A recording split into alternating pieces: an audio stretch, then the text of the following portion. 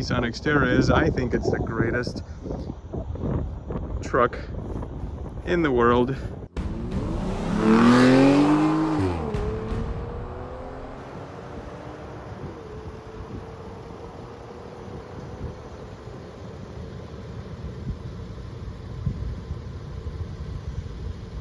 Hello viewers, I'd like to introduce you to my new addition to the fleet. This is a 2015 Nissan Xterra Pro-4X. If you are my subscriber, you may know that I am a big fan of Xterras, specifically second generation. I had a 2006 with rear-wheel drive and 6-speed manual, and this is a, like I mentioned, 2015 with a 6-speed manual. Pro-4X top trim. The only thing it does not have is leather seats. Everything else is spec'd out as really the top spec of Pro-4X. It even comes with BF Goodrich KO2s, which I'm surprised that are quite comfortable. They are not as noisy as I was anticipating. Definitely a little bit of noise compared to, say, Michelin LTX tires, but these look really cool. They give you a nice capability for mild off-roading, and I think really match the truck quite well. So this one has 50,000 miles on it.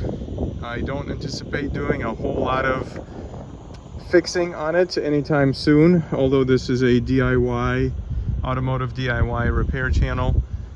I will link the videos to some major maintenance on my 06, including transmission oil change or transmission fluid change, radiator replacement, catalytic converter replacements.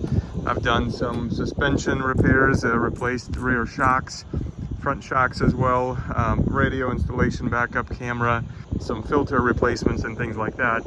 But with this truck, I think I'm going to share with you more or less driving experiences and day-to-day living with it.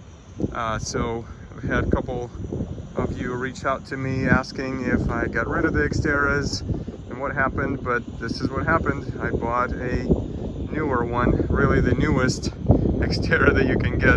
Last year they were made in 2015, so hoping for many years and miles with this one. I will give you a bit of a tour here in just a moment. For those of you who do not know what a Nissan Xterra is, I think it's the greatest truck in the world, that you can still get modern creature features, creature comforts such as Bluetooth, backup camera, satellite radio, Sirius XM that is, but still has the old school feel of a 6-speed manual transmission. Pro-4X Xterra suspension and off-road trim is equipped with Bilstein shocks in the front and rear. The rear is also equipped with leaf springs, which some say is a weak point, and some of them need add a leaf or maybe an airbag add-on if you're towing something. Also, Pro-4X comes with the electronic locking rear differential. It's got a full-size spare tire, of course. And that is a pretty robust setup overall, I think, for day-to-day drive. Now, the under protection includes fuel tank, skid plate, transfer case skid plate, and of course the engine skin plate. That is all steel, unlike plastic in the modern cars. Now, as far as the interior of the Xterra goes, this one of course is very simple, utilitarian, lots of hard plastic, so just a good interior for a tough off-roader. There's nothing fancy here. Got some cloth seats with heat in the front, easy to get in and out with a side step. Most people remove the side step for better ground clearance. Now when we look at the space in the rear, getting in and out of the rear is a little tougher. Although you do have enough leg room back here. The back seats also fold flat completely as the bottom cushions get up against the front seat, and then the back drops completely flat, making a nice utilitarian floor. And I'm just boasting that I'm one of the lucky ones to get an Xterra first aid kit that came with the truck, and a bonus feature is this nice cargo cover that I've got that functions quite nicely. The Xterra comes with a little bit of storage space here, some cubbies for your snacks and your knickknacks. I just carry some simple things here with me. And that's it for the rear or the cargo area here. Now I have the headrest turned on the passenger seat, as you can see. I know it looks goofy, but I like to put my hand up there, so that works well for me. But that's it. That is pretty much the interior of the Xterra tour here for you. And one quick quirk I want to mention: if you have small kids, they're not going to be able to reach that rear door handle. And a couple of notes I wanted to mention regarding the exterior. My truck has optional off-road lights that are currently covered. That is a Pro-4X trim feature. I also have a hood deflector, which is kind of nice bonus here. And of course the roof rack compartment is standard. Now let's take a look under the hood. I'm going to show you around.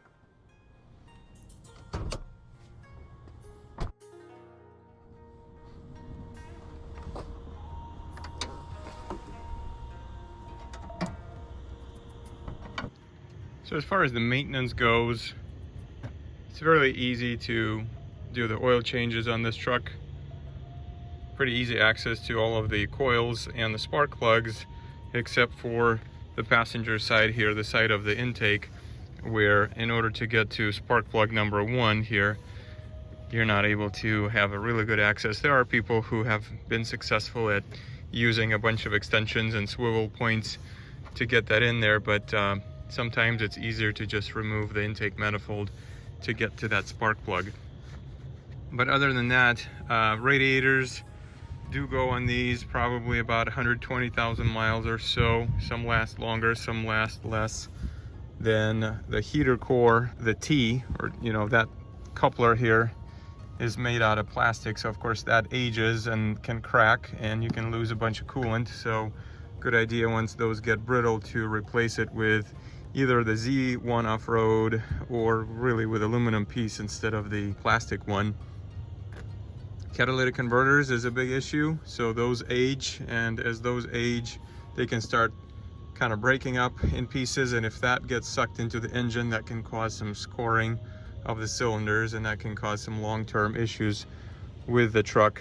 Other than that, this is a pretty simple truck with very simple engine, robust 4-liter V6, don't remember exactly, 263 horsepower and a little bit more torque, like about 280. And after 2013, most of the SMOD issues have been resolved, so as long as you replace your radiator and keep an eye on that coolant, make sure it doesn't mix with the automatic transmission, you should be fine. Unless you have a manual like mine, then you don't have to ever worry about SMOD, no matter what year your truck is and how old it is. I hope you enjoyed this quick overview of my Xterra. Please, if you have any questions, write down in the comments and stay tuned for more videos. Thanks for watching.